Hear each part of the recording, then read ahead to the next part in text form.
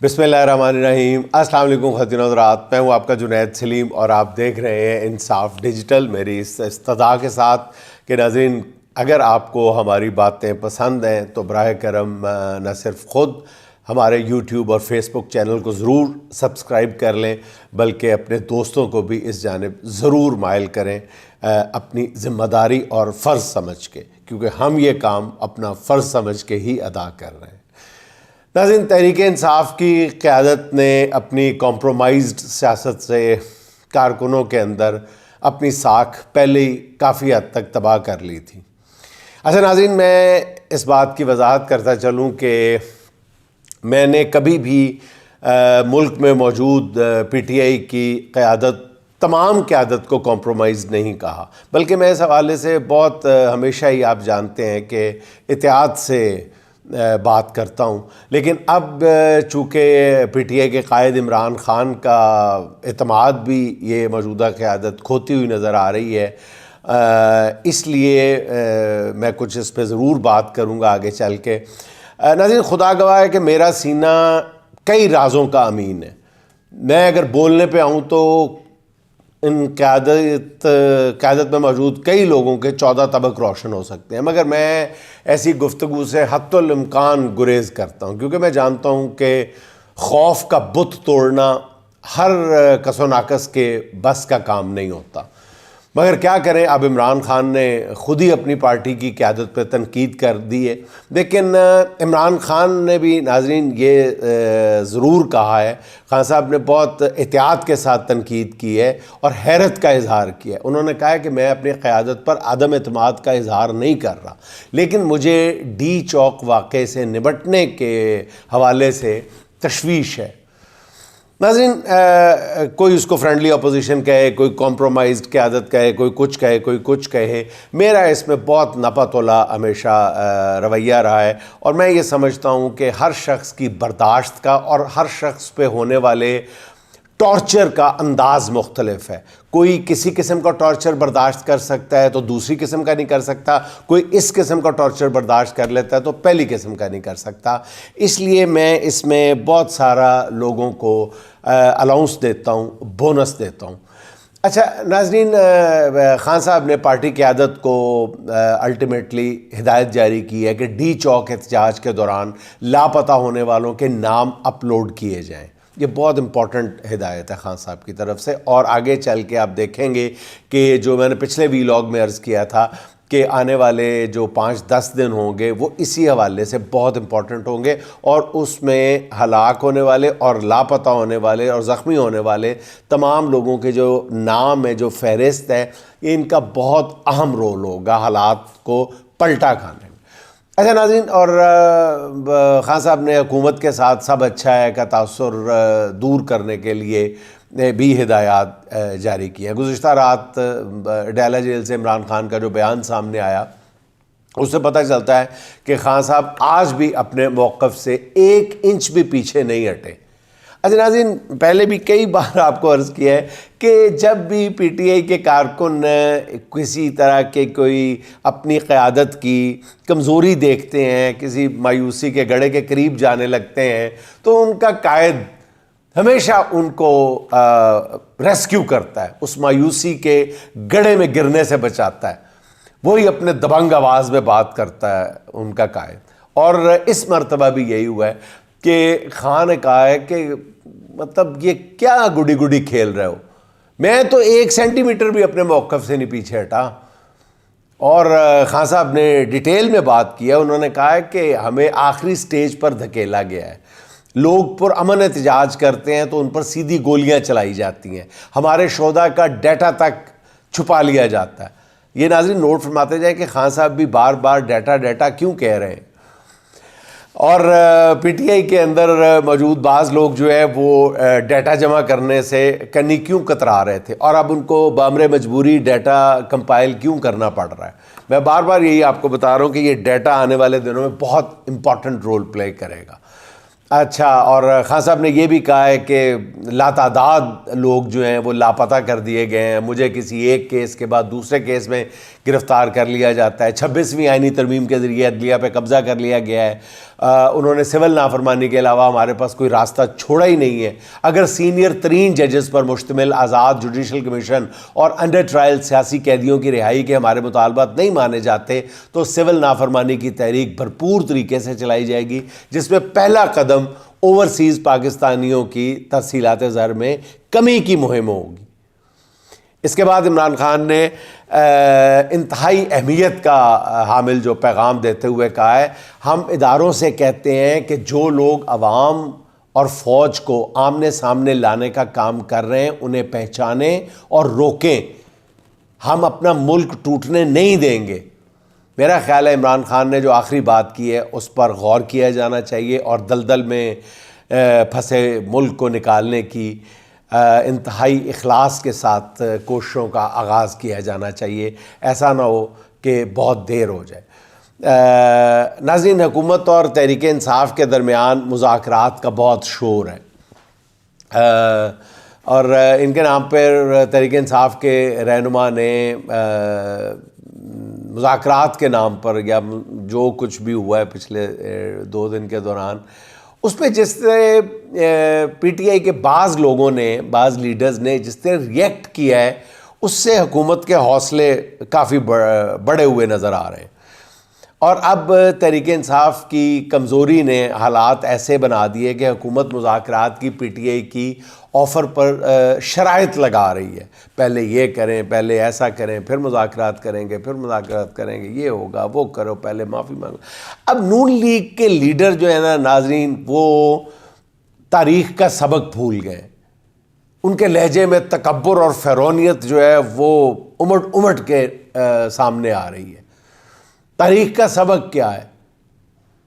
تاریخ کا سبق ناظرین یہی ہے کہ وقت کی سب سے خوبصورت بات بھی یہی ہے کہ وہ گزر جاتا ہے اور سب سے بدصورت بات بھی یہی ہے کہ وہ گزر جاتا ہے. طلال چودھری صاحب جیسے بھی اچھل اچھل کر بیان دے رہے ہیں پی ٹی آئی کے مذاکرات کے حوالے سے کہ پہلے یہ کرو، اب تو وقت گزر گیا، اب ہم دیکھیں گے، اب یہ دیکھیں گے، وہ دیکھیں گے. مجھے وہ بات یاد آ جاتی ہے، کہیں پوسٹ پڑھی تھی کہ چودھری اسکوٹر پر اور اسکوٹر 100 پر، چودھری کلٹس پر اور کلٹس 120 پر، چودھری کرولا پر اور کرولا 140 پر، چودھری ہونڈا پر اور ہونڈا 1 ویل پر. آگے کیا؟ چودھری ایمبولینس پر اور ایمبولینس 220 پر. آگے کیا؟ چودھری چارپائی پر اور چارپائی کندھوں پر. تو حکمرانوں کو اس وقت کے فارم 47 والے حکمرانوں کو یہ بات ذہن میں رکھنی چاہیے کہ وقت کبھی یکساں نہیں رہتا. بہت سارے لوگ آپ کو یہ بات سمجھا رہے ہیں کہ بہت ہی عارضی وقت ہے اور آپ لوگوں کے پاس بہت کم وقت ہے.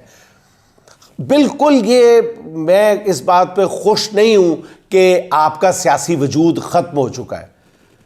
بالکل میں خوش نہیں ہوں. اس ملک میں یہ گزشتہ روز بھی میں فواد چودھری صاحب شاید یہ کہہ رہے تھے کہ اس ملک کے لیے یہ اچھا نہیں ہوگا کہ یہ تو پی ٹی آئی کو ختم کرنے کے در پہ ہے نا، اور خود ختم ہوتی جا رہی ہیں دونوں جماعتیں اس کوشش میں، اس کاوش میں، اور ان دونوں جماعتوں کا ختم ہونا بھی شاید اس ملک کے لیے ٹھیک نہیں ہے. ایک ویکیوم کریٹ ہو جائے گا، اور ویکیوم پھر کون فل کرے گا؟ جن کے ہاتھ میں بندوق ہوتی ہے. تو ناظرین، ہم لوگ تو بہرحال جرنلسٹ بھی اور سیاستدان بھی اور آج کا پڑھا لکھا نوجوان بھی، پڑھے لکھے لوگ بھی، وہ تو بندوق کی زبان میں، گولی کی زبان میں بات نہیں کرنا چاہتے. وہ تو بیلٹ پیپر پر ایمان کی حد تک یقین رکھتے ہیں. اچھا ناظرین، افسوس تحریک انصاف کے قائدین،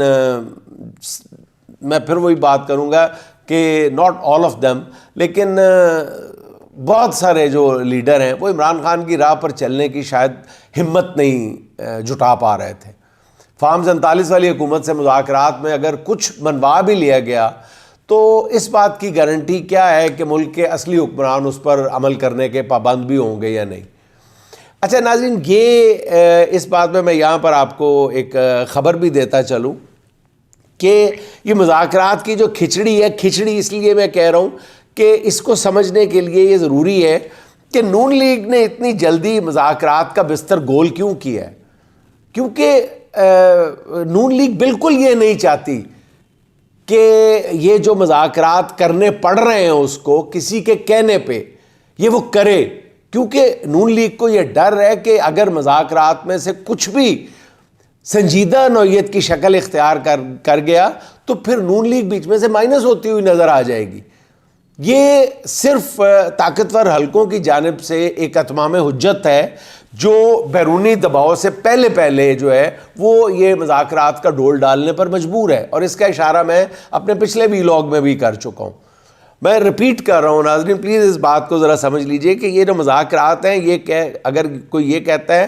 کہ نون لیگ جو ہے وہ کرنا چاہ رہی ہے، نہیں ہے، نون لیگ بالکل نہیں مذاکرات کرنا چاہ رہی۔ نون لیگ تو ان مذاکرات کو ہر انداز میں سبوتاژ کرنے کی کوشش کرے گی، وہ بالکل نہیں چاہے گی کہ یہ مذاکرات شروع ہوں۔ لیکن اس ملک کے طاقتور حلقے بہرحال یہ چاہیں گے کہ پی ٹی آئی کو انگیج ضرور کیا جائے مذاکرات کے نام پر، چاہے وہ نظر کا دھوکہ کہیں یا ایلیوژن کہیں، جو بھی کہیں،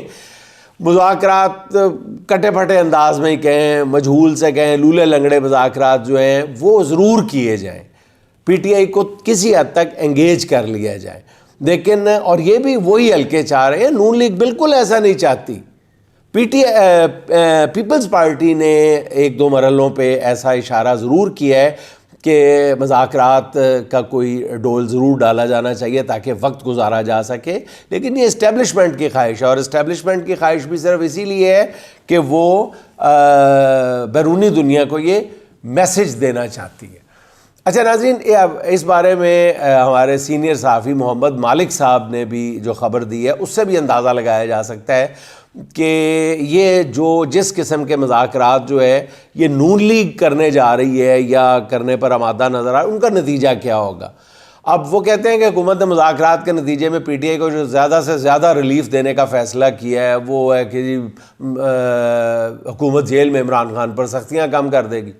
یعنی جیل میں عمران خان کو جیل مینول کے مطابق سیل سے باہر آنے کی اجازت دے دی جائے گی، انہیں جیل میں اخبار اور ٹی وی کی سہولت دوبارہ دے دی جائے گی۔ دوسرا یہ کہ حکومت یہ یقین دہانی کرائے گی کہ پی ٹی آئی کی قید خواتین کی مرحلہ وار رہائی اور انہیں مزید کسی نئے مقدمے میں نامزد نہیں کیا جائے گا، یعنی فوری رہائی بھی نہیں اور رہائی بھی مرحلہ وار۔ تو حکومت پی ٹی آئی پر سب سے بڑا احسان یہ کرے گی کہ انہیں یقین دہانی کرائی جائے گی کہ عمران خان کا کیس ملٹری کورٹ میں نہیں چلے گا، یعنی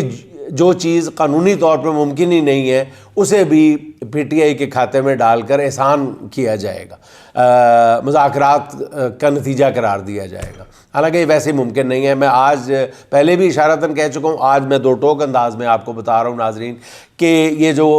تاثر دینے کی پچھلے 2 دن سے کوشش کی جا رہی ہے، 3 دن سے، کہ عمران خان کا ملٹری کورٹ میں ٹرائل کیا جائے گا جنرل فیض حمید کے ساتھ، ناظرین ایسا بالکل ممکن نہیں ہے، ایسا بالکل ممکن نہیں ہے، کوئی بھی ایسا کرنے کا سوچ بھی نہیں سکتا۔ میں بالکل واضح طور پہ آپ کو کہہ رہا ہوں، عمران خان کا ملٹری ٹرائل کرنا جنرل فیض حمید کے ساتھ ملا کر ایسا بالکل ممکن نہیں ہے۔ کوئی اگر مگر ایف اینڈ بٹ میں نہیں اپنی گفتگو میں لگا رہا، میں بالکل 2 ٹوک انداز میں آپ سے کہہ رہا ہوں، ایسا بالکل ممکن نہیں ہے، بار بار کہہ رہا ہوں۔ اچھا، اور ناظرین پھر یہ کہا جا رہا ہے کہ ہمارے محمد مالک صاحب جو خبر دے رہے ہیں وہ یہ کہہ رہے ہیں کہ یہ سب کچھ احسان جتا کے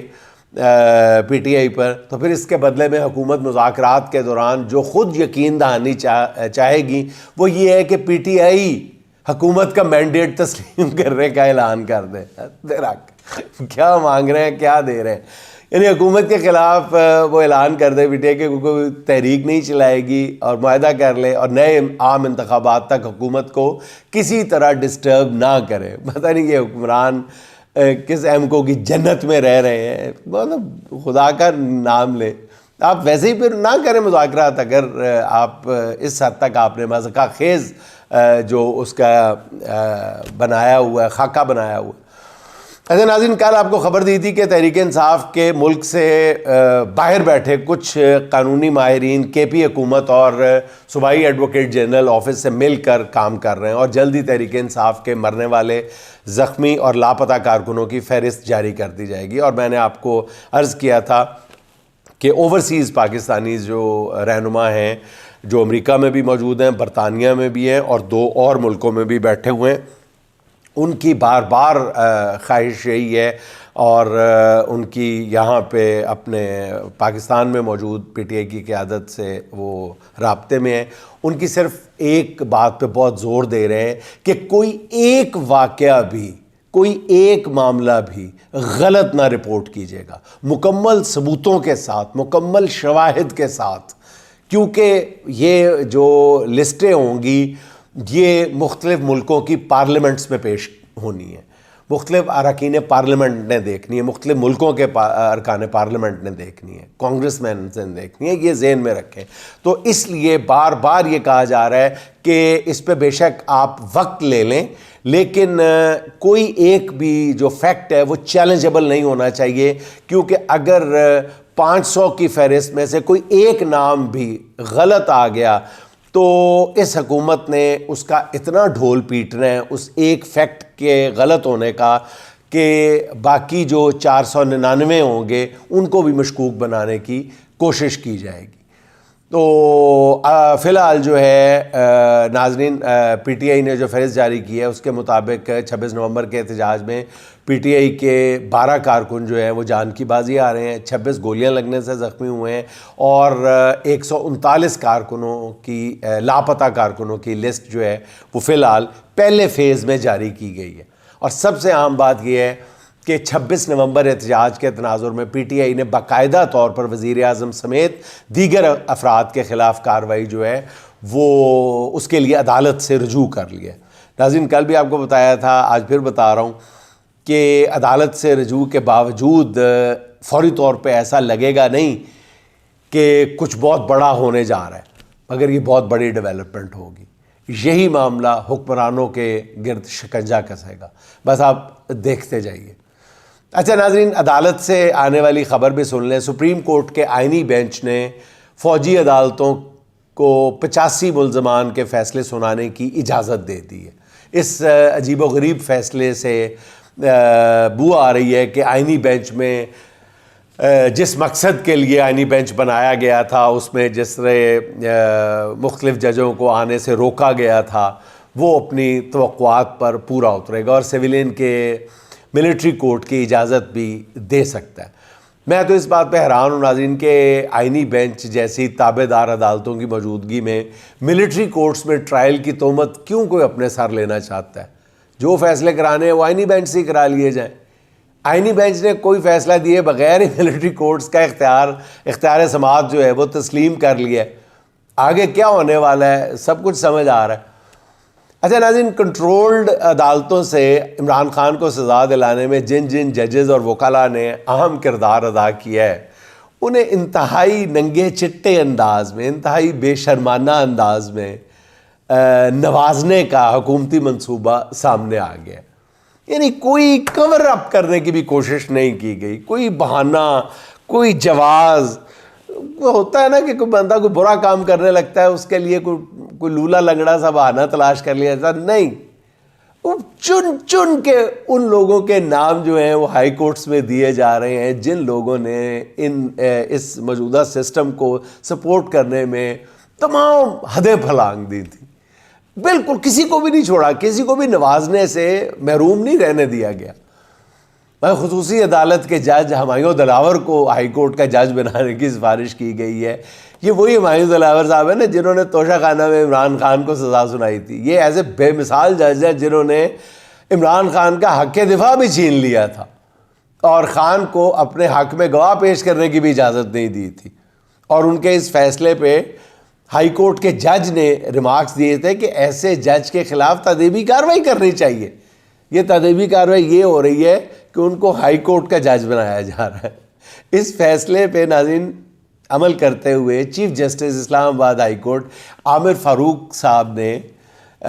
جج ہمایوں دلاور کو ہائی کورٹ کا جج بنانے کی سفارش کی ہے۔ یعنی جس کے خلاف کارروائی کی سفارش کی گئی تھی ان کے خلاف کارروائی، واہ، ان کو نوازا کیسے جا رہا ہے۔ پھر جج شاہ رخ ارجمند کو بھی ہائی کورٹ لانے کی تیاریاں کی جا رہی ہیں۔ یہ وہی جج ہیں جنہوں نے 3 ماہ تک عدت کیس سنا تھا، اور جب فیصلہ سنانے کا دن آیا تو انہوں نے یہ کیس واپس چیف جسٹس ہائی کورٹ کو بھیج دیا تھا۔ 2 روز پہلے اسی جج شاہ رخ ارجمند نے توشہ خانہ کیس 2 میں عمران خان اور بشریٰ بی بی پہ فرد جرم عائد کی، اور اس کیس کے فیصلے کے بعد ان کی پروموشن جو ہے وہ اب پکی ہے، اور خصوصی عدالت کے جج اعظم خان کو بھی ہائی کورٹ کا جج بنانے کی سفارش کی گئی ہے۔ یہ بھی عدت کیس کے حوالے سے عمران خان کے خلاف فیصلہ دے چکے ہیں۔ لاہور ہائی کورٹ کے لیے بھی کچھ ہیروں کے نام کی سفارش کی گئی ہے، ان میں سر فہرست ہمارے وکیل قابل فخر قانونی حلقوں کے سپوت جناب امجد پرویز ہیں۔ یہ نون لیگ کے خاندانی وکیل ہیں، باقاعدہ لٹرلی خاندانی وکیل ہیں۔ پاناما کیس سے لے کر نیب کے تمام مقدمات میں شریف خاندان کے وکیل رہے ہیں۔ توشہ خانہ میں یہ عمران خان کے خلاف نیب کے وکیل تھے۔ امجد پرویز کی خدمات کی لمبی چوڑی فہرست ہے، اور انہیں نوازنا تو بہت ضروری تھا۔ واقعی ان کا جج بننا تو بنتا ہے، اگر ان کو بنی جج لگانا تو پھر اندھے کیوں ہوئے تھے؟ حلوہ نہیں کھانا تو پھر اندھے کیوں ہوئے تھے؟ اچھا ناظرین، پھر اس میں آگے لاہور ہائی کورٹ کے لیے عاصمہ حامد صاحبہ کا نام ہے۔ یہ سابق گورنر پنجاب شاہد حامد کی بیٹی ہیں اور سابق نون لیگ کی وزیر قانون زاہد حامد کی بھتیجی ہیں۔ عاصمہ حامد صاحبہ جو ہے وہ پاناما کیس میں نواز شریف کی لیگل ٹیم کا حصہ تھی۔ سابق چیف جسٹس تصدق جیلانی کے بیٹے ثاقب جیلانی کا نام بھی لاہور ہائی کورٹ کا جج بنانے کی ان کی سفارش کی گئی ہے۔ ناظرین، میں حیران ہو جاتا ہوں، مجھے گلہ ان لوگوں سے نہیں ہے جو ان لوگوں کے نام دے رہے ہیں، مجھے گلہ خود ان لوگوں سے جن کے نام پیش کیے جا رہے ہیں۔ مجھے کبھی ایسی خود نمائی کا شوق نہیں رہا، لیکن مجھے اچھی طرح یاد ہے کہ خان صاحب کی حکومت تھی تو یہ ایک سیل بنانے کی بات ہو رہی تھی فیک نیوز کے حوالے سے، اور خان صاحب کا اصرار تھا مجھ سے کہ آپ اسلام آباد میں آفس بناؤ اس کا، اور ایک سیل بنے گا، یہ ہوگا وہ ہوگا، بڑا لمبا چوڑا ایک سیٹ اپ تھا۔ میں اس سیٹ اپ کے بھی خلاف تھا، اس کانسیپٹ کے بھی خلاف تھا، لیکن خان صاحب نے کہا کہ اس کو ہیڈ آپ کرو۔ تو میں نے کہا خان صاحب، میں ظاہر ہے کہ اس جو میں تنخواہ یہاں سے لوں گا اس کو میں جسٹیفائی کیسے کر پاؤں گا؟ تو خان صاحب کہتے ہیں آپ تنخواہ نہ لینا، آپ صرف کرایہ لے لینا۔ میں کہا خان صاحب، میں اگر اس عہدے پر فائز ہوں گا، میں کرایہ بھی لوں گا اور اس عہدے پر میں فائز ہو بھی جاؤں گا، تو آپ یقین مانیں کہ یہاں سے اٹھ کے جاؤں گا اپنے گھر تو اپنے بچوں سے نظریں نہیں ملا پاؤں گا میں۔ تو میرے بچے مجھے کہیں گے کہ بابا آپ نے بھی وہی کیا جو سارے کرتے ہیں۔ اب یقین کریں، میں ان لوگوں سے، جو لوگ یہ مراحت لیتے ہیں، جو بادشاہوں کے قریب ہو جاتے ہیں، حکمرانوں کے قریب ہو جاتے ہیں، اور کچھ عرصے بعد ہی جو ہے وہ اپنے من کی مرادیں پا لیتے ہیں، پھر وہ آئینے میں اپنی شکل کیسے دیکھ پاتے ہیں؟ میں تو اس بات پہ حیرت زدہ رہ جاتا ہوں کہ کہاں سے اتنا حوصلہ لاتے ہیں کہ اگلے دن اٹھ کے آئینے کے سامنے کھڑے کیسے ہو پاتے ہیں۔ اچھا ناظرین، آپ کو ایک خبر دینا بھی مقصود تھی کہ مجھے عام طور پہ آپ کی طرف سے یہ فیڈ بیک ملتا ہے کہ میں زبردستی کی امید کی کرنے تلاشتا ہوں یا تراش لیتا ہوں جب تلاش نہیں پاتا۔ تو ناظرین، میں تراشتا نہیں ہوں امید کی کرن کوئی بھی، ہاں تلاشنے کا عادی اس لیے ہوں کہ میرا یہ پورا یقین ہے کہ ان حالات میں جب ملک کی 80% آبادی ایک طرف کھڑی ہو اور باقی 10-12% آبادی دباؤ کا شکار ہو، مصلحت کا شکار ہو، منافقت کا شکار ہو، اور صرف 2 یا 3% لوگ جو ہے پورے ملک پہ قابض ہوں، حکمرانی کر رہے ہوں، تو پھر نا امید ہونے والی دور دور تک کوئی بات ہو ہی نہیں سکتی۔ میں پچھلی کئی دہائیوں سے صحافت کا ایک ادنا سا طالب علم ہونے کی حیثیت میں یہ دیکھ رہا ہوں کہ ان حالات میں وقت یوں پلٹا کھاتا ہے کہ انسان دیکھتا ہی رہ جاتا ہے، اور اسی بنیاد پہ میں 3 ملکوں سے موصول ہونے والی انفارمیشن کو بنیاد بنا کے آپ کو ایک خبر دے رہا ہوں کہ دسمبر کے آخری ہفتے میں ایک ایسی ڈیولپمنٹ ہونے جا رہی ہے جو کہ اس ملک کو آگے بڑھانے میں اب تک پچھلے 6-7 ماہ سے رکاوٹ بنی ہوئی تھی۔ گمان غالب یہ ہے کہ وہ جو رکاوٹ ہے وہ دسمبر کے آخر تک ضرور ختم ہو جائے گی، اور پھر اس کے بعد جو جنوری کے وسط سے سفر شروع ہوگا وہ انشاءاللہ تعالی بہتری کا سفر ہوگا، اور بہت تیزی کے ساتھ معاملات جو ہیں وہ بہتری کی جانب جانا شروع ہو جائیں گے۔ دسمبر کے فوراً بعد جو ہے پی ٹی آئی پوری قوت کے ساتھ باؤنس بیک کرے گی، اور یہ جو نون لیگ والے اس وقت سمجھ رہے ہیں کہ ہم نے معاملات کو اپنی گرفت میں کر لیا ہے، ان کے پاس پچھتاوے کے علاوہ کچھ بھی نہیں بچے گا۔ ناظرین، اس کے ساتھ ہی آپ سے اجازت چاہوں گا آج کی آخری بات کہہ کے، ڈوبے تھے جہاں لوگ